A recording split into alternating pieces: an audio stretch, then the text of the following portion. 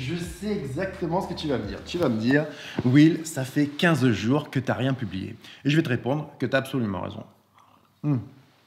Mais tu sais quoi, j'ai une bonne excuse. Parce que les 3 dernières semaines, je les ai passées aux États-Unis et là-bas, j'ai pas vraiment trouvé le temps de tourner. Quoi qu'il en soit, les plus fidèles d'entre vous ont pu suivre mes aventures sur ma page Instagram. D'ailleurs, ce que je vais faire, c'est que je vais te mettre le lien de mon compte Instagram dans la description de ma vidéo, histoire que tu puisses aller jeter un coup d'œil et que tu puisses faire plus ample connaissance avec Will, c'est-à-dire moi-même.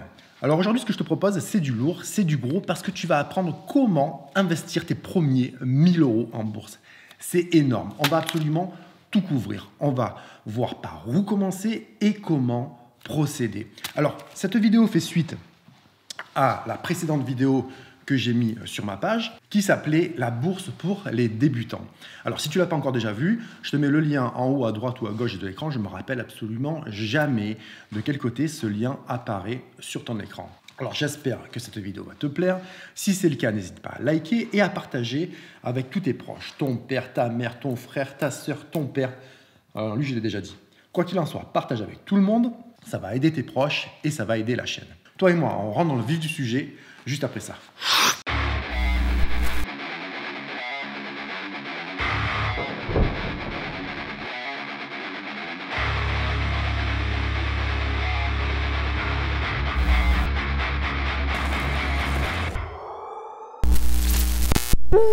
Allez, c'est parti les gars. Alors, avant de commencer à investir tes premiers euros, je veux que tu t'assures d'avoir ce que j'appelle un fonds d'urgence. Un fonds d'urgence est une réserve d'argent d'environ 1 à 2 mois de salaire d'avance. Je sais, c'est pas mal. Mais cette réserve d'argent va te permettre de pouvoir pallier à des dépenses imprévues, telles que réparation sur ta bagnole ou dans ton appartement, ou pouvoir couvrir n'importe quel coup dur qui peut t'arriver dans ta vie. Parce que si tu es déjà investi en bourse et que tu n'as pas cette réserve d'argent et qu'un coup dur arrive, malheureusement, tu risques d'être amené à devoir vendre tes assets, vendre tes actions. Et c'est une situation qu'il faut à tout prix éviter. Pour quelle raison? Tout simplement parce qu'il faut que tu comprennes que le cours d'une action est volatile, il fluctue avec le temps. Et si un coup dur arrive et que tu n'as pas cette réserve d'argent, eh bien tu peux être amené à devoir vendre tes assets, vendre tes actions à perte. Et en tant qu'investisseur, c'est quelque chose que tu veux à tout prix éviter.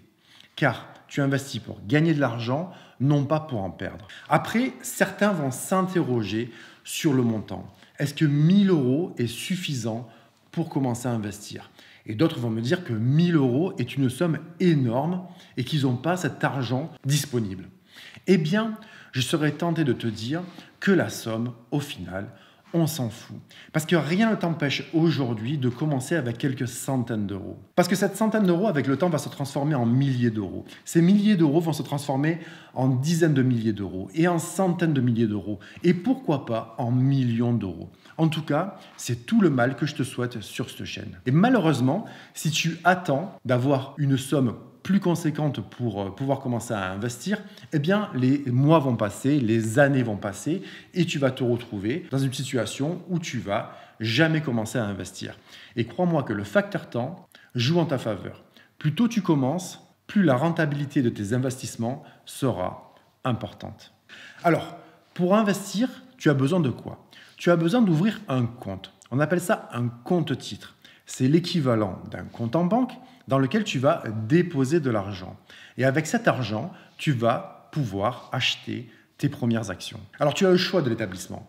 Moi, personnellement, je passe par Bink Bank. Mais tu as de tête eToro et Boursorama. Enfin, tu en as plein d'autres. Je te laisse faire tes recherches sur le net. Il faut que tu saches un truc. Chacun de ces organismes va te facturer des frais sur tes transactions. On appelle ça des frais de courtage. Ces frais varient suivant la compagnie à travers laquelle tu fais tes investissements, mais en règle générale, ça tourne autour des 3 à 5 €. À toi de faire tes recherches et de trouver le meilleur rapport prix-prestation. À ce stade, tu as ouvert ton compte et tu es prêt à investir dans tes premières actions. Et là, moi, ce que je vais te dire Ticker. Non, Ticker, c'est pas le nom de mon chien, quoique ça serait plutôt une bonne idée si toutefois j'avais un chien. Bon, j'ai pas de chien. Bon, laisse tomber. Non, plus sérieusement, ticker, c'est le nom que l'on donne aux quelques lettres que l'on utilise pour résumer le nom d'une entreprise sur les marchés boursiers. Alors tu as par exemple KO qui représente Coca-Cola. Tu as AAPL qui représente Apple. Et tu as un super facile, je te laisse deviner, FB, tu l'as trouvé pour Facebook.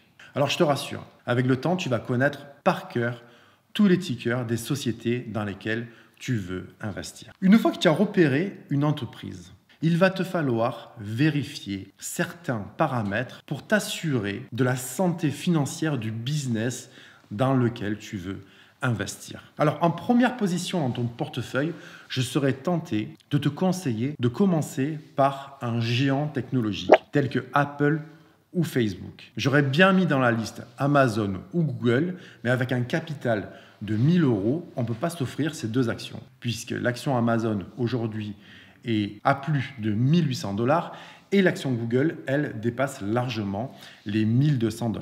Mais cela dit, des sociétés comme Microsoft, Apple ou Facebook, je te l'ai déjà dit, réunissent les critères d'un géant technologique avec une excellente santé financière. Le tout à un prix abordable lorsque tu veux commencer à investir avec un capital de 1 000 €. Alors, étant donné que le but est de commencer à construire ton portefeuille financier, maintenant que tu as investi tes premiers euros dans un géant technologique, en deuxième position dans ton portefeuille, je te conseillerais d'investir dans une société qui va te rapporter des dividendes. C'est-à-dire que cette société va te payer environ tous les 3 mois un pourcentage de ton investissement. Cet argent va être directement versé sur ton compte et avec ces euros supplémentaires, tu peux très bien réinvestir tes gains dans la même société ou dans une autre compagnie. Mais tu peux aussi retirer cet argent et le dépenser comme bon te semble. Mais ça, je ne te le conseille pas parce que ça risque de diminuer à terme les performances de ton portefeuille. Alors à ce niveau-là, tu as dans ton portefeuille en première position un géant technologique. En deuxième position, une société qui va te rapporter des dividendes. Le but lorsque tu commences à investir est de diversifier ton portefeuille et d'acquérir un maximum d'expérience dans plusieurs types d'actions. Et en troisième position, je pense qu'il te reste une place pour ce qu'on appelle une growth stock. Alors j'espère bien que tu te rappelles ce qu'est une growth stock. Je t'en ai parlé dans ma vidéo précédente, mais je veux bien le répéter parce que tu es sympa. Une growth stock, c'est une société qui a un fort potentiel de croissance. C'est-à-dire que c'est une entreprise dont les revenus augmentent significativement et qui se développe rapidement. Tu as par exemple des sociétés comme Tesla, qui est un constructeur de voitures électriques aux États-Unis. Tu as Alibaba, qui est l'équivalent chinois de Amazon, et tu as Uber, qui est rentré sur les marchés il y a un peu moins d'1 an. Ces sociétés sont des exemples de business qui ont un fort potentiel de croissance dans les années à venir. À toi de faire ton choix et de faire tes recherches. Et pour t'aider à faire tes recherches, tu as plusieurs applications pour trouver tous les renseignements dont tu as besoin avant d'investir. Tu as par exemple Yahoo Finance, MarketWatch et Investing.com. Mais tu peux également aller sur Google, taper le nom de la société dans laquelle tu veux investir et rajouter à ce nom Investor Relations. Et là, tu vas tomber sur une page où tu vas avoir tous les chiffres et toutes les informations qui vont te permettre de savoir les projets ainsi que la direction que l'entreprise veut prendre sur les années à venir. Alors majoritairement, ces applications et ces sites internet sont écrits en anglais. Si tu ne parles pas anglais, je peux toujours te proposer d'aller sur YouTube et d'aller regarder les vidéos d'un mec qui maîtrise parfaitement le sujet et qui donne plein de bons conseils et qui s'appelle William Bianconi. Bon, à toi de voir, tu fais comme tu veux. Quoi qu'il en soit, à ce stade, si on fait le point, tu as dans ton portefeuille, en première position, un géant technologique que tu connais parfaitement bien et dans lequel tu as absolument confiance. En deuxième position, une entreprise qui va te payer des dividendes tous les 3 mois. Et en troisième position, une growth stock qui a un très fort potentiel de croissance dans les mois et les années à venir. Eh bien, tout ça représente le portefeuille idéal pour commencer à investir sur les marchés boursiers. Ce qui va te permettre de gagner un maximum d'expérience sur des types d'actions différentes, ainsi que de mettre enfin ton argent au travail.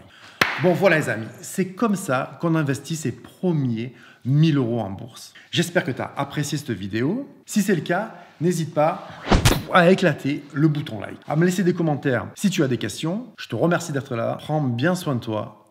Et toi et moi, on se retrouve très vite, très vite, lors d'une prochaine vidéo.